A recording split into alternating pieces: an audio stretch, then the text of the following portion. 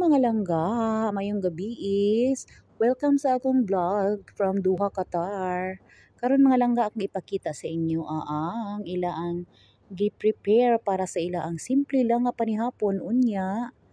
Mao ni mga langga naa sila'y buffet diring dapita mga langga diri nga side naa sila'y buffet naa sila'y simple lang nga panihapon para sa akong alaga nga sundalo kay engagement party naman niya ugma magminyo na gid siya mga langga at last gyud in town magminyo na gid in town siya unya ang ilang kasal sa Abril naman. After ana, mag-honeymoon sila, inig-uli niya mga langga, di na gid sila mupuyo dinhi. Diretso na siya dito sa iyang bag-ong balay. Unya, syempre, happy ko mga langga, kay dili na ko mamataog sayo para pukawon siya. Magsige ko pamata sa iya lang mga alas 4:30 sa buntag mumata nako. Kay ang iyang duty alas 5 man. Mumata ko sayo, kapoy kay mga langga.